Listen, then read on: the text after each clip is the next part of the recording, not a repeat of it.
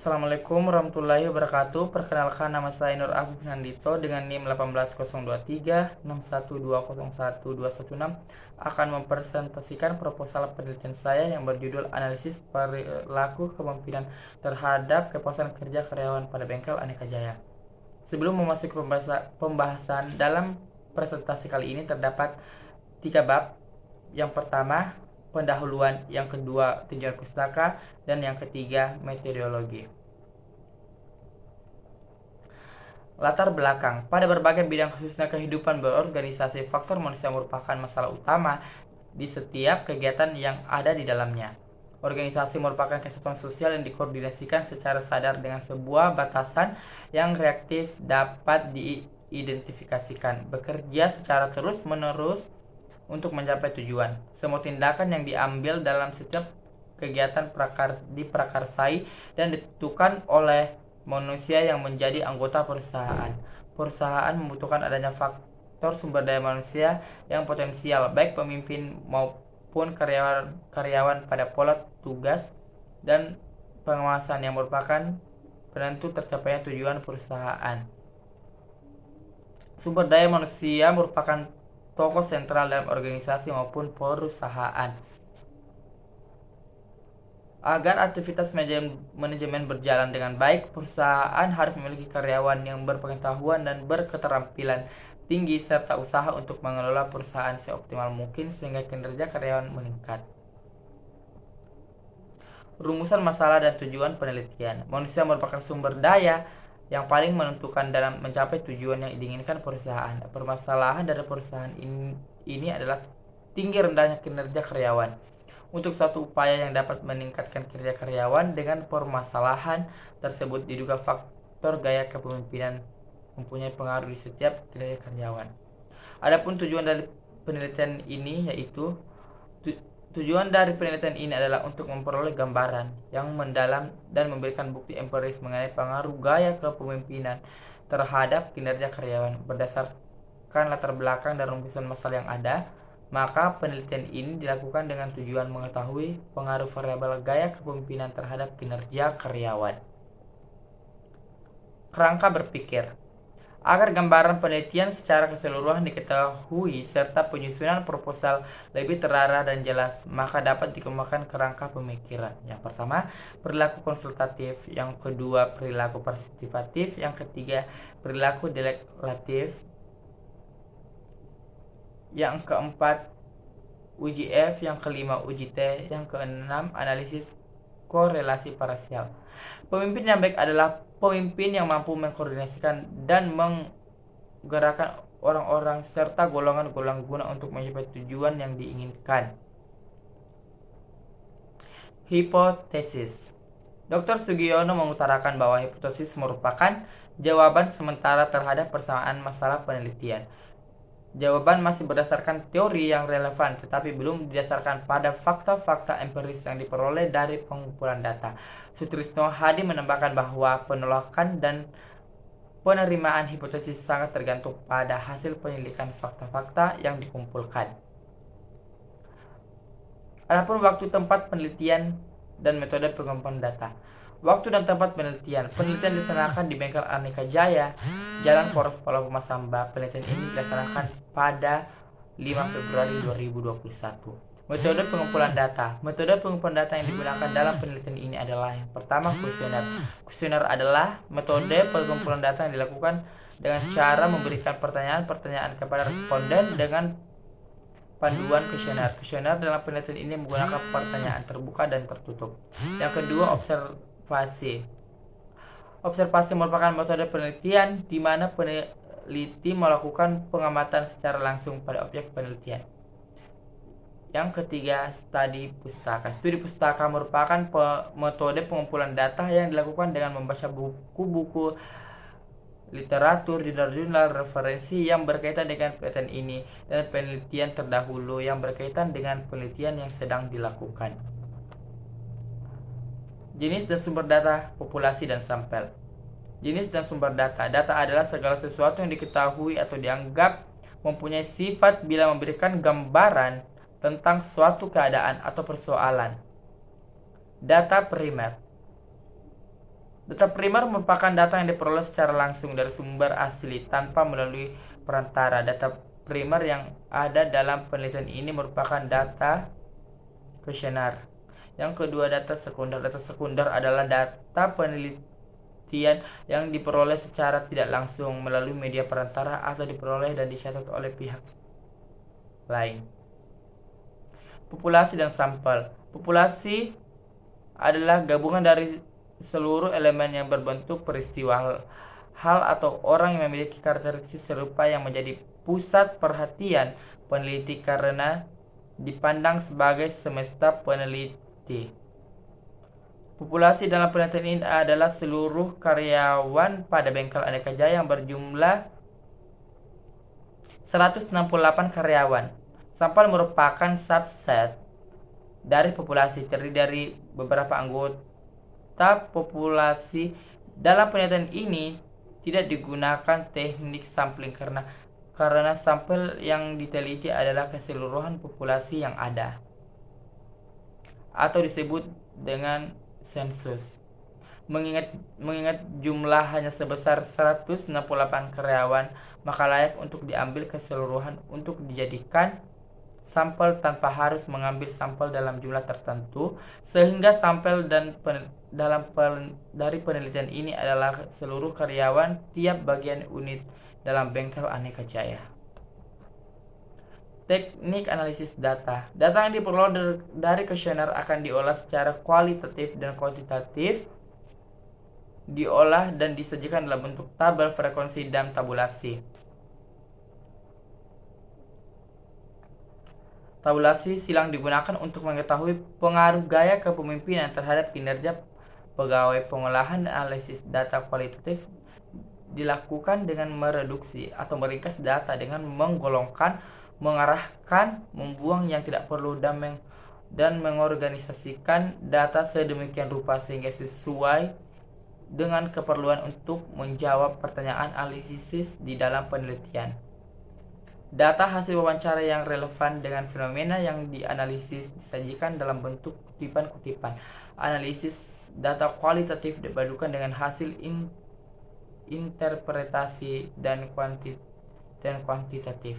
Sekian presentasi dari saya. Assalamualaikum warahmatullahi wabarakatuh. Baiklah, saya akan menjawab 5 pertanyaan yang diberikan kepada saya. Pertanyaan pertama yaitu, jelaskan apa yang melatar belakangi sehingga Anda mengangkat judul tersebut.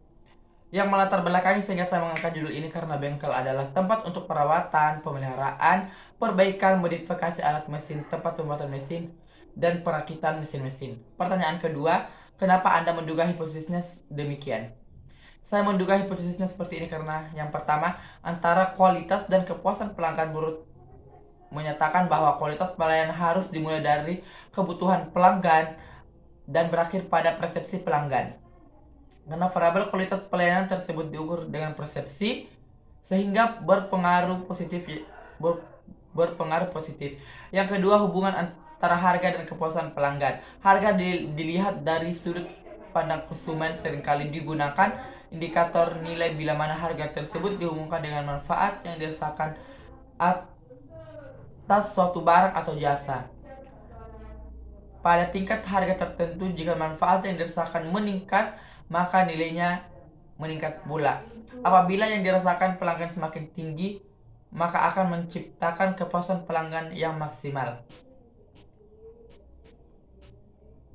Pertanyaan yang ketiga, variabel berapa? Jelaskan variabel X dan Y yang mana jika ada X dan Y indikator dari tiap variabel. Coba jelaskan.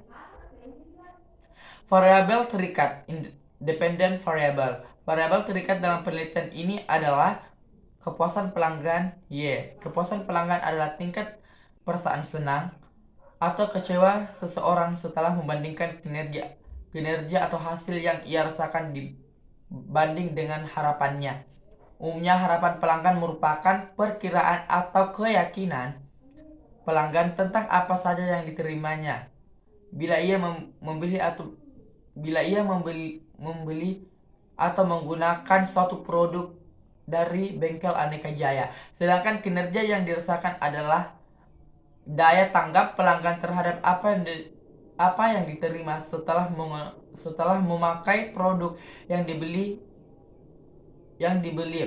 Indikator yang digunakan untuk mengukur adalah yang pertama, tidak ada komplain atau keluhan dari pelanggan terhadap pelayanan maupun produk kepada bengkel Aneka Jaya. Yang kedua, kenyamanan yang dirasakan oleh pelanggan pada saat melakukan pembelian di bengkel Aneka Jaya. Yang ketiga, terpenuhinya keinginan dan harapan pelanggan saat melakukan perawatan di bengkel Aneka Jaya. Yang keempat, pelanggan loyal dan memberikan referensi yang baik terhadap produk kepada orang lain. Variabel tidak terikat atau independent variable.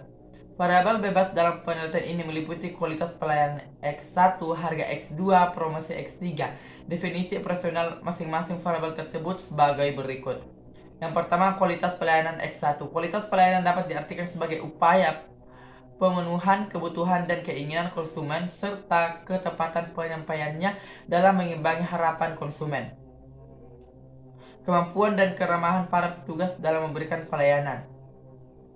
Daya tanggap dan kecekatan pegawai dalam melayani setiap pelanggan mereka. Perhatian atau atensi pegawai dalam menanggapi permintaan dan keluhan dari pelanggan.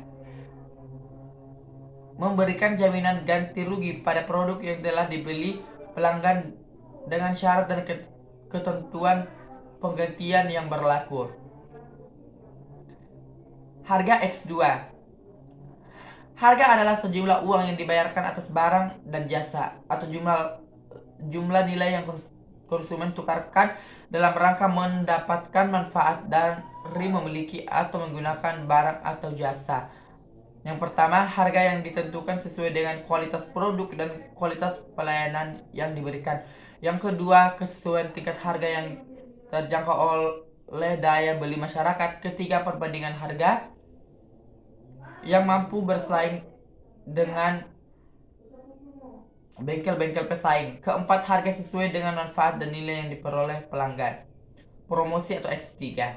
Promosi adalah suatu bidang kegiatan pemasaran dan merupakan komunikasi yang diserahkan pihak kepada pembeli atau konsumen yang memuat pemberian atau informasi, membujuk atau persuasion dan mempengaruhi atau influence, yang segala kegiatan itu bertujuan untuk meningkatkan penjualan.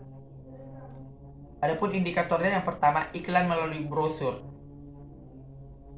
Yang kedua, promosi melalui iklan dapat mengingatkan konsumen terhadap sebuah produk dan menanamkan cita yang baik terhadap bengkel tersebut. Ketiga, produk-produk yang diiklankan oleh bengkel Aneka Jaya mampu menarik minat konsumen untuk membeli produk tersebut. Pertanyaan yang keempat, dari beberapa teknik metode pengumpulan data Anda, metode mana sebagai metode pengumpulan data yang utama? Metode pengumpulan data yang utama yaitu wawancara. Wawancara adalah cara pengumpulan data dengan jalan tanya jawab sepihak yang dikerjakan secara sistematik dan berdasarkan tujuan penelitian. Wawancara dilakukan dengan menggunakan daftar pertanyaan dan merupakan cara memperoleh yang bersifat langsung. Pertanyaan terakhir, untuk menjawab hipotesis analisis apa yang Anda gunakan? Jelaskan. Yaitu uji signifikasi parameter individual, uji statistik T. Uji statistik T digunakan untuk mengetahui seberapa masing-masing variabel kualitas pelayanan, harga, dan promosi dalam menerangkan variabel kepuasan pelanggan. Dalam hal ini, apakah masing-masing variabel kualitas pelayanan, harga, dan promosi berpengaruh terhadap variabel kepuasan pelanggan. Penelitian ini dilakukan dengan melihat langsung pada hasil perhitungan koefisien regresi melalui SPSS pada bagian standardized coefficient dengan membandingkan standardized coefficient B dengan standar error of estimate sehingga akan didapatkan hasil yang dinamakan dihitung. Sebagai dasar pengambilan keputusan dapat digunakan kriteria pengujian sebagai berikut. Apabila T hitung lebih besar T tabel dan tingkat signifikan lebih kecil 0,05 maka HO ditolak dan HA diterima. Hal ini berarti variabel independen secara individual berpengaruh terhadap variabel dependen. Yang kedua, apabila T hitung lebih kecil T tabel dan tingkat signifikan lebih kecil 0,05 dan maka HO diterima dan HA ditolak. Hal ini berarti variabel independen secara individual tidak berpengaruh terhadap variabel dependen. Selanjutnya, uji signifikasi simulasi, uji statistik F. Uji F bertujuan untuk menunjukkan apakah semua variabel independen yang dimasukkan ke dalam model secara simultan atau bersama-sama mempunyai pengaruh terhadap variabel dependen. Menentukan F tabel dan F hitung dengan kepercayaan sebesar 90% atau taraf signifikan. Uji koefisien determinasi atau R2. Koefisien determinasi R2 pada intinya mengukur seberapa jauh kemampuan model dalam merangkai variasi dependen. Nilai koefisien determinasi R2 antara 0 dan 1. Nilai R2 yang kecil berarti kemampuan variabel independen dalam menjelaskan variasi variabel dependen amat terbatas. Nilai yang mendekati 1 berarti variabel independen memberikan hampir semua informasi yang dibutuhkan untuk memprediksi variabel dependen. Kelemahan mendasar dalam penggunaan koefisien determinasi adalah bias terhadap jumlah variabel independen yang dimasukkan ke dalam model. Setiap tambahan satu variabel independen ke dalam model, maka R2 pasti meningkat. Tidak peduli apakah variabel dependen tersebut berpengaruh secara signifikan terhadap variabel dependen. Oleh karena itu, banyak penelitian menganjurkan untuk menggunakan nilai adjusted R2 pada saat mengevaluasi mana model regresi terbaik. Sekian dari saya. Assalamualaikum warahmatullahi wabarakatuh.